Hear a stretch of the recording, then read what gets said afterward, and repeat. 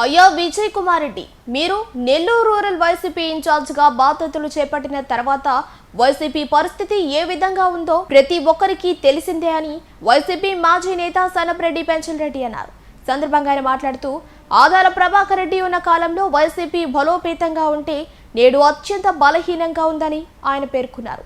YCP incharge పదవి తీసుకుని సంవత్సరం అవుతుందని, ఎక్కడైనా కనీసం గ్రామ సభన్నా పెట్టావా? పార్టీ పరిస్థితి అత్యంత దయనీయంగా ఉందని ఆయన ఆరోపించారు. కాంగ్రెస్ పార్టీలో ఉన్న ఇప్పుడున్న మా ఇన్ఛార్జి విజయన్న సోదరులాగా భావించే నన్ను ఆ కుటుంబంలో ఒక సభ్యుడిగా ఉన్న నన్ను నేను పార్టీ ఒక రాజశేఖర రెడ్డి మీద అభిమానంతో పార్టీ జగన్మోహన్ రెడ్డి గారి పార్టీలో చేరాలని అదే సంవత్సరం 13వ సంవత్సరం డిసెంబర్ 31వ తారీఖున నా డివిజన్లో మా బంధువుల కాంప్లెక్స్ కూడా కొట్టింది వాస్తవా కాదా? ఆ కొట్టే దాంట్లో నీ ప్రధాన పాత్ర ఉందా లేదా విజయన్న అని అడుగుతున్నాను. నీ ప్రధాన పాత్ర ఉందా లేదా? అయితే జగన్మోహన్ రెడ్డి గారి దగ్గర నేను చేరిందే నీకు నేరం అయితే, ఆ నేరమే ఒక మహా శిక్ష అయితే దాదాపు 70 లక్షల బిల్డింగ్ పగలగొట్టించావు కదా. మరి మళ్ళా జగన్మోహన్ రెడ్డి దగ్గర నువ్వే వచ్చావు కదా. ఇప్పుడు నేను ముందు పోయా, తర్వాత నువ్వు వచ్చావు. జగన్మోహన్ రెడ్డి దగ్గరికి వచ్చారా లేదా? మీరు వచ్చారు కానీ జగన్మోహన్ రెడ్డి గారికి నా బిల్డింగ్ పగలగొట్టింది నాకు ఊరియలేదు కదా. జగన్మోహన్ రెడ్డి గారు ఇవ్వలేదు, మీరు ఇవ్వలేదు అని ఏ రోజు మిమ్మల్ని నేను ప్రశ్నించలా. ఈ రోజు ఎందుకు అడుగుతున్నానంటే, తిరిగి మళ్ళా నువ్వు ఇన్ఛార్జిగా వచ్చి ఆ రోజు సంఘటన గుర్తుపెట్టుకొని అప్పుడు మిమ్మల్ని వేధించి నేను మీకు కాదని మీ పార్టీ మారానని జగన్మోహన్ రెడ్డి గారి దగ్గరికి పోయానని ఆ యొక్క ఆలోచన ఇంకా నువ్వు మనసులో పెట్టుకొని ఇంకా నువ్వు మారావు అనే జిల్లా పరిషత్ ఎలక్షన్లో శక్తి వంచన లేకుండా నీకు పనిచేశారు శ్రీధర్ రెడ్డి గారు చెప్తే, శ్రీధర్ రెడ్డి గారి ఆదేశాలతోనే జడ్పీ చైర్మన్ నెంబర్ అయింది, అక్క చైర్మన్ అయింది. ఆ పాత సంఘటన ఇంకా మనసులో ఉందని నేను అనుకోలేదు విజయన్న. అది దృష్టిలో పెట్టుకుని ఇంకా కూడా ఆ రోజు నన్ను విభజించిపోయాడు కాబట్టి ఈ రోజు పదవి తీసేయాలని తీసేసాం. అవునా కాదా? ఈ విషయాన్ని అధిష్టానం ఎన్క్వైరీ చేయకుండా ఒక ఇన్ఛార్జి చెప్పాడు మార్పు చేద్దామనే భావంతో పార్టీలో ఉన్న క్యాడర్ని ఇన్ఛార్జీలు దూరం చేస్తున్నారు. దయచేసి అధిష్టానం ఒక్కసారి రాష్ట్రంలో మొత్తం కూడా ఇటువంటి పరిస్థితి వచ్చినప్పుడు ఒక్కసారి పరిశీలించుకుని పార్టీని కాపాడుకోండి. 2003 నుంచి రాజశేఖర రెడ్డి కుటుంబంతో మేము కలిసి ప్రయాణం చేశాం. మీరు మధ్యలో 13లో ఆగిపోయారు కాంగ్రెస్లో, మేము కుటుంబంతో వచ్చాం. అది నేరమా? కానీ ఈ రోజైనా సరే నెల్లూరు రూరల్ నియోజకవర్గంలో పార్టీని ఏ విధంగా బలోపేతం చేసావో మీరు కానీ అధిష్టానం కానీ నాకు ఇచ్చిన పదవి ఆదాల ప్రభాకర్ రెడ్డి ఈ రోజు కూడా పెద్ద ఆయన పార్టీలోనే ఉన్నాడు. దాదాపు ఎలక్షన్ అయిపోయిన ఒక 5-6 నెలలు 3 నెలల తర్వాత అధిష్టానం ప్రభాకర్ రెడ్డి గారిని ఇన్ఛార్జిగా పార్లమెంట్కి పెట్టి విజయ్ కుమార్ రెడ్డి అని నెల్లూరు రూరల్ ఇన్ఛార్జిగా పెట్టడం. ఆ దర్మిల ఇన్ఛార్జి తీసుకున్న విజయ్ కుమార్ రెడ్డి అన్న సమావేశం ఏర్పాటు చేసింది. ఇప్పుడు కరెక్ట్ గా దసరా వేడుకలు జరుగుతున్నాయి. నగరాధ్యక్షుడిగా నన్ను ఆహ్వానించడం జరిగింది. నేను ఆ దసరా వేడుకల్లో ఉండటం ఒక భాగం అయితే, రెండో భాగం ఏంటంటే ఆ రోజు వరకు నేను కానీ విజయన్న కానీ ఆదాల ప్రభాకర్ రెడ్డి గారి గెలుపు కోసం పనిచేసింది. అంటే ఇంకా ప్రభాకర్ అన్న పార్టీలోనే ఉన్నారు కాబట్టి ఈ సమావేశంకి నగరాధ్యక్షుడు పదవి ఇప్పించింది ఆయన కాబట్టి ఈ సమావేశానికి ఇల్లు అని ఆయన దగ్గర నుంచి నాకు ఫోన్ వస్తుంది. వారు చెప్పలేదు కాబట్టి వెంటనే వారు ఆదేశాలు లేకుండా పార్టీ నాయకత్వం మార్చినా జిల్లాలో ఆయన పెద్ద ఆయన పార్టీలో ఉన్నాడు కాబట్టి నేను ఆయనకు తెలియకుండా పోయి ఆడ కూర్చోవటం అనేది ధర్మం కాదు. ఈ 3 నెలల్లోనే ఆయన పర్మిషన్ లేకుండా ఆలోచనతో నేను ఆ మీటింగ్ పోకుండా ఆగటం జరిగింది. కానీ విజయన్న మాత్రం గౌరవంగా నన్ను పిలవటం, ఫోటోలు వేయటం అనేది. ఫోటోలు వేయటం అనేది ఆనవాయితీగా ఉంది. నేను చాలాసార్లు వేసే విజయన్న ఫోటోలు, దాంట్లో ఫోటోల గురించి కాదు. అయితే ఆ తర్వాత ఆ ఒక్క ప్రోగ్రాంకి నేను కానీ కొంతమంది సీనియర్ నెల్లూరు రూరల్ నియోజకవర్గంలో ఉన్న సీనియర్ లీడర్స్ కానీ ఎవరు కొంతమంది పోవాలి. అయిన తర్వాత విజయ్ కుమార్ రెడ్డి గారి, ప్రభాకర్ రెడ్డి గారి ఇద్దరు కూర్చొని పార్టీ బలోపేతానికి ఇన్ఛార్జి పదవి తీసుకున్న విజయ్ కుమార్ రెడ్డి కూర్చొని అందరితో మాట్లాడుతుంటే పార్టీకి కానీ పార్టీ ప్రతిష్టకు కానీ చాలా బాగుంది. ఆ దిశగా ప్రయాణం చేస్తారని నేను ఊహించాను. ఎందుకంటే దాదాపు 80 సంవత్సరాల సుదీర్ఘ రాజకీయ చరిత్ర ఉన్న కుటుంబంలో సభ్యుడు కాబట్టి, అందులో క్రమశిక్షణ గల నాయకుడైనటువంటి ఆనం వివేకానంద దగ్గర ట్రైనింగ్ అయిన వాళ్ళు కాబట్టి నేను అది ఆలోచించాను. ఆ దిశగా అతను విజయాన్ని ఆలోచించకుండా ఎవరైతే కూడా పెద్ద ఆయన పార్టీలోనే ఉన్నాడు, అధిష్టానం కానీ నువ్వు కానీ పార్టీలో ఉన్న ఇప్పుడున్న పదవిలో ఉన్న నన్ను మారుస్తామని ఒక్కసారైనా పెద్ద ఆయన అడిగారా? మీరు అడగకుండా పార్టీలో ఆయన ఉన్నాడు, నేనున్నాను, ఆయన్ని అడగకుండా పదవి మారడం అధిష్టానానికి కానీ మీకు కానీ మంచిది కాదు. ఇది పెద్ద పదవి కాదు.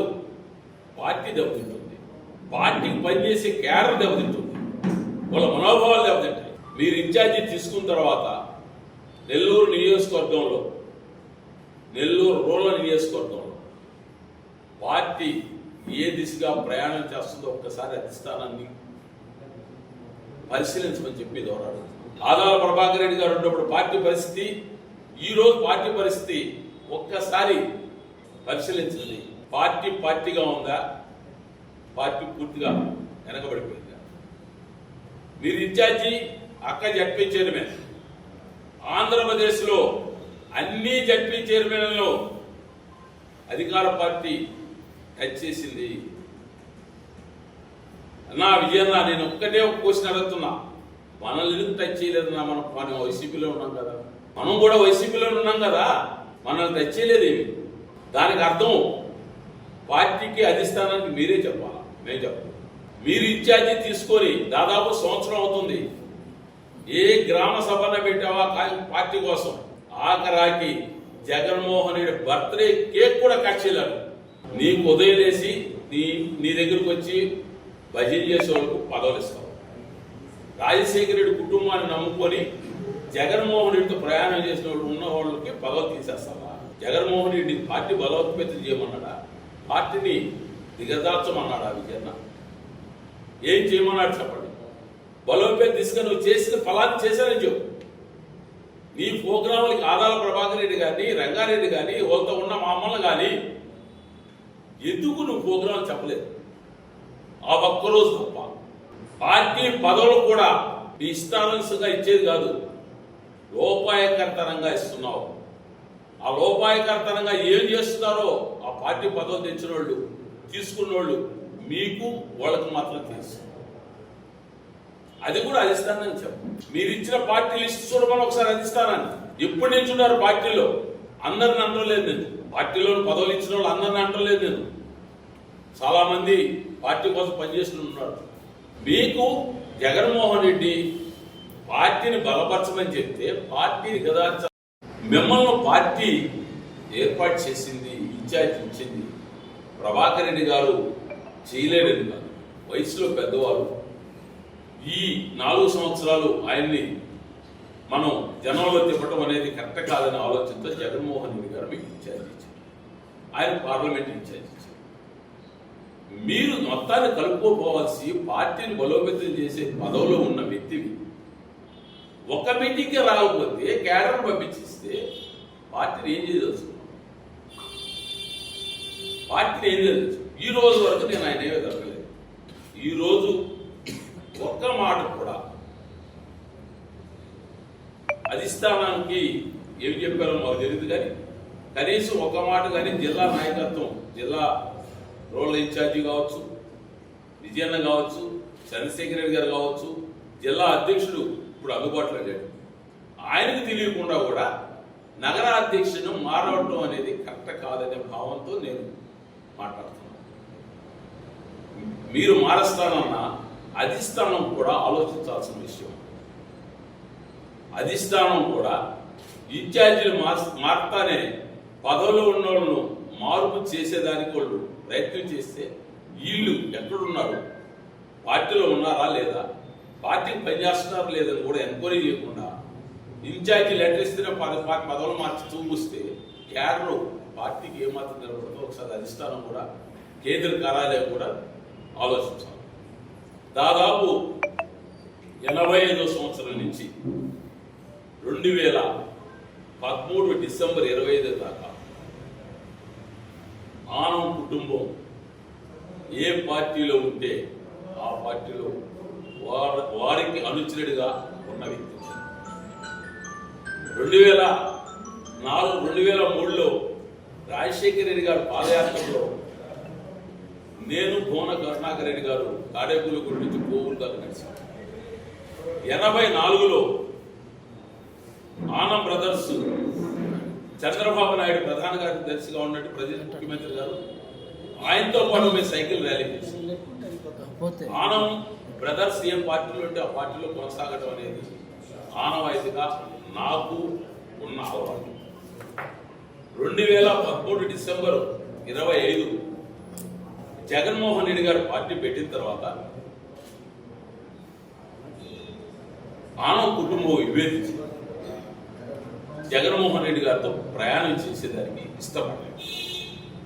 అయితే నేను అప్పటికే ఆనవ సోదరులతో రాజశేఖర రెడ్డి గారితో నాకున్న సన్నిహిత సంబంధం, ఆయన పలకరింపు, ఆయన ముఖ్యమంత్రిగా ఉన్న ఎంతమంది జనంలోనైనా సరి నన్ను పేరుతో పిలవటం, ఆప్యాయతను చూసిన తర్వాత ఆప్యాయత మీద ఉన్న మమకారంతో రాజశేఖర రెడ్డి తనయుడు పార్టీ పెట్టాడు, ఆయనతో ప్రయాణం చేయాలని అప్పటి నెల్లూరు ఇన్ఛార్జి గోవర్ధన్ రెడ్డి గారు అయితేనేవి, శ్రీధర్ రెడ్డి గారు అయితేనేవి, అనిల్ కుమార్ యాదవ్ గారు అయితేనేవి, వీళ్ళు ముగ్గురితో మాట్లాడి డిసెంబర్ 25, 13 నేను పార్టీ 2013 డిసెంబర్ 25 నేను వైసీపీ పార్టీ మీ అన్నదమ్ములు కాదని చేరాలనే ఉద్దేశంతో అప్పుడు వివేకానంద నేను సత్తవ ఎంత మదన పడ్డాడో మీ యొక్క ఫోర్స్తో నా బిల్డింగ్ పెట్టాడు. ఆయన స్వయంగా శివాలయంలో నాకు చెప్పిన మాట ఇది, మనస్ఫూర్తిగా నేను చేయలేని పెంచలేండి, కొన్ని శక్తులు నా మీద ఒత్తిడి చేసాయి, తప్పని పరిస్థితికి వచ్చేయాల్సి వచ్చింది. బిల్డింగ్ ప్లాన్ ఉన్నా సరే పగలగొట్టాలని చెప్పి దాంట్లో నీ పాత్ర లేదా? ఆ దుస్తుతో ఈ రోజు కూడా ఇన్ఛార్జి తీసుకున్న తర్వాత ఒక్క రోజు రాకపోతే ఏ ప్రోగ్రాంలో నాకు చెప్పకుండా గోవర్ధన్ రెడ్డి గారు ఇబ్బందుల్లో ఉంటే ఆయన లేనప్పుడు నువ్వు అధిష్టానం దగ్గరికి పోయి మారడం అనేది కరెక్టా? ఒకసారి అధిష్టానం కూడా ఎక్కడ ఏం జరుగుతుందనేది లోపాలు సరిదిద్దుకొని పార్టీ నిలబెట్టేదానికి ప్రయత్నం చేయండి. ఈరోజు నెల్లూరు రూరల్లో వైసీపీ పార్టీ నాకు తెలిస్తే లేదు, పదవులు తీసుకున్నాం, ఆ పదవులు ఉన్నవాళ్ళు మాత్రం ఉన్నారు. ఎక్కడా కూడా ఇది కార్యక్రమాలు జగన్మోహన్ రెడ్డి చేశాడు.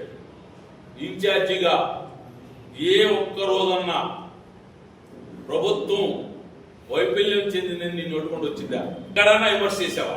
దానికి గల కారణాలు ఏమిటో మీరే చెప్పండి.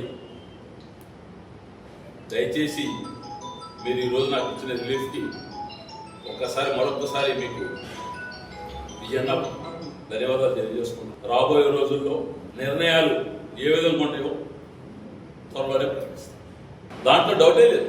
దానికి నిదర్శనం మీ యొక్క ప్రోగ్రామ్స్ ఆ ప్రభాకరంతో ఉన్న క్యాడర్ చెప్పబోవడమే దానికి నిదర్శనం. ఆ ఒక్క రోజు ఇన్ఛార్జి మహాసభ తప్ప ఆ సభకు రాలేదని చెప్పి నెక్స్ట్ ఆ పార్టీ కార్యాలయాలు, పార్టీ ప్రోగ్రామ్స్ కానీ పార్టీ కోసం పనిచేసే వ్యక్తులకు మీరు ఇంటిమేషన్ ఇవ్వకపోవటమే.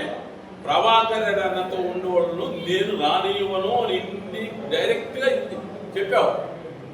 అంటే ప్రోగ్రాం చెప్పలేదు ఇన్ఛార్జిగా, అంటే డైరెక్ట్ అదే కదా. పార్టీకి కావాల్సింది అది కాదు, అందరినీ కలుపుకొని పోవాలా, పార్టీని బలోపేతం ఎక్కడ చేశావు? పార్టీని ఎక్కడ బలోపేతం చేయదు. పార్టీకి బలమైన లీడర్లు అందరిని పక్కన పెట్టావు.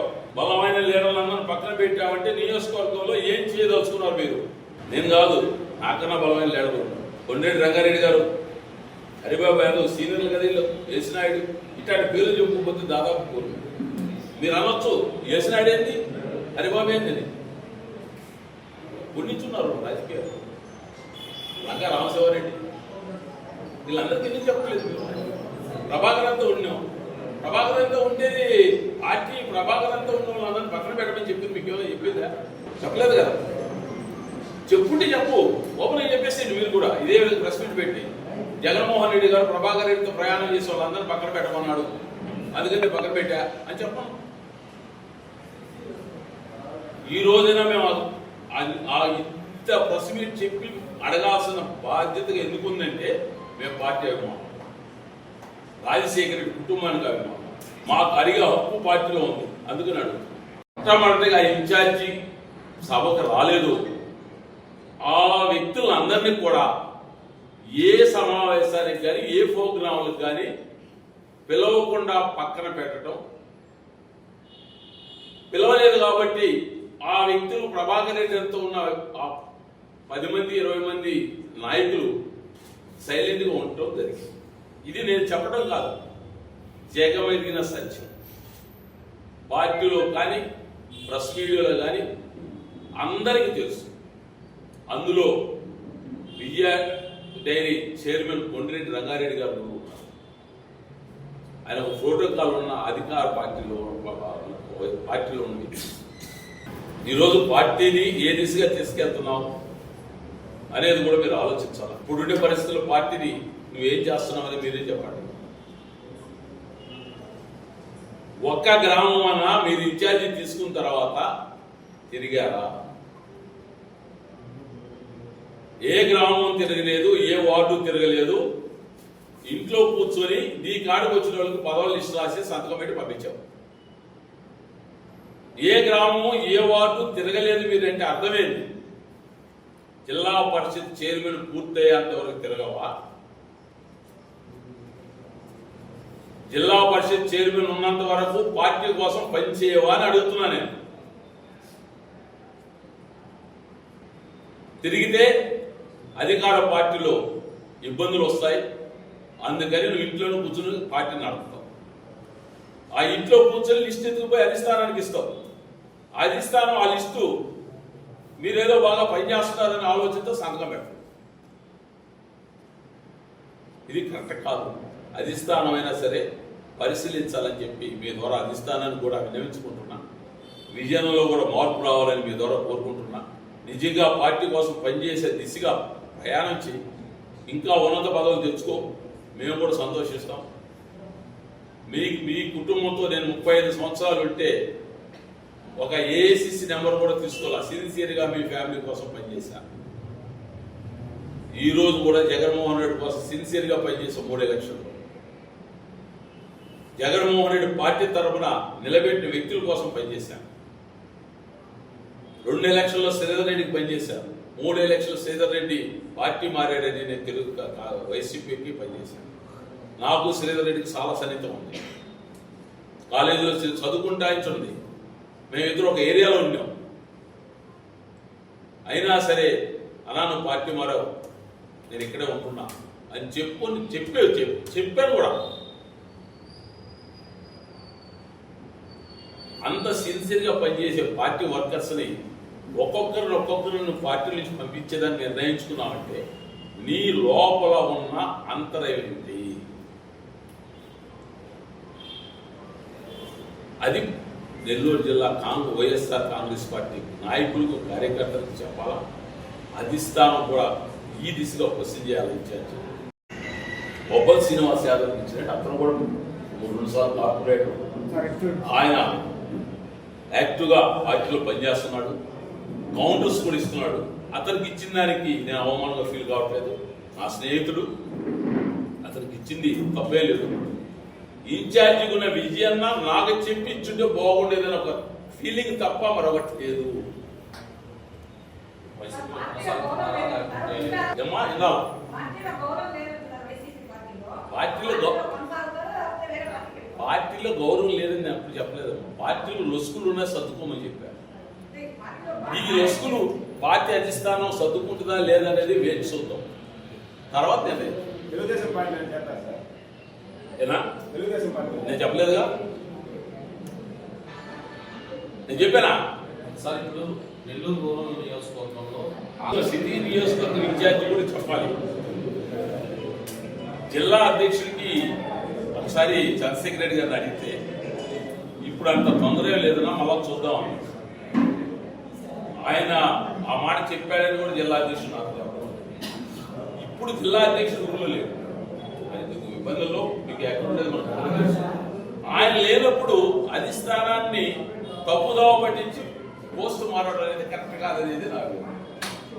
జిల్లా అధ్యక్షుడు వచ్చిన తర్వాత మార్చు ఎక్కడ తెలియదు, ఏం మాట్లాడారు. ఒక 3 ధర్నాలు, ఇసుక ధర్నా ఒకటి, ఇంకేదో ధర్నా ఒకటి, రైతు ధర్నా. మీరు ఇన్ఛార్జ్ తీసుకున్న తర్వాత ఈ 2 కార్యక్రమాలే చేశాం. అలా పార్టీ అధిష్టానం ఆదేశాలతో చేసే కార్యక్రమాలు కాకుండా ఇంకా కార్యక్రమాలు నీ సొంతంగా నిర్ణయించుకున్న దానికి ఒక నియోజకవర్గం ఉంది కదా. ఆ నియోజకవర్గంలో నువ్వు ఏ గ్రామం తిరిగావు, ఆ గ్రామంలో పోయి గత ప్రభుత్వంలో ఉన్న మేలేంది, ఇప్పుడు ఉన్న ప్రభుత్వంలో ఉన్న చెడ్డేది చెప్పావా? చెప్పలేదంటే అంతరమేంది? ఇన్ఛార్జ్ అనేది పోస్ట్ అలంకారానికైనా, పార్టీ కోసం కాదా?